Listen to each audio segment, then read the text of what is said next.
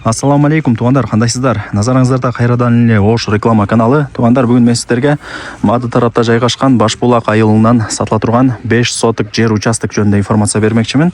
Баасы анан эсин номери азыр видеонун аягында сөз менен айтылат. Мына үйлөр көп.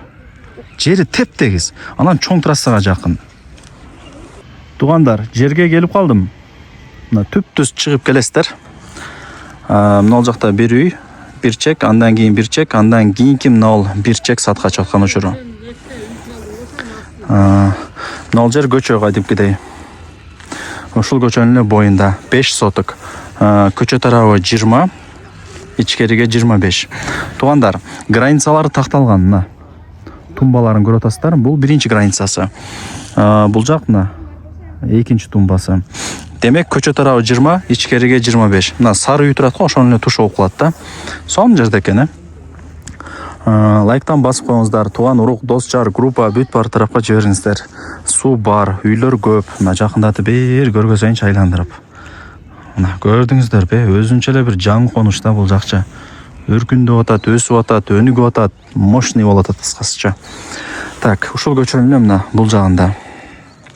Көрдүңүздөрбү? Лайктан басып туган урук, дос, жар, группа бүт бар тарапка жибериңиздер. Сонун экен, мына жакындатып көргөзүп коеюн. Теп-тегиз, эч кандай уклон жери жок тугандар. Баасы 1 миллион 550 миң сом, анан кеми бар. Кеми бар. Эсин номери жазылып турат. 5 кошкон эл. Тугандар, жолго дагы жакын. Бул жол тараптан келгенде адашпасам бир экинчи эле көчө болуп калат да. 2 же 3 да. Кыскасы мектептин местасына жетпейт. Мына үйлөр турат го, ошонун нар жагы пустой, чоң участок. Ал жер мектеп менен ФАП, садик чөп турган бош орундук. Балдарыңыздар пешком эле барып келе берет. Түшүндүңүздөр, а? Мына.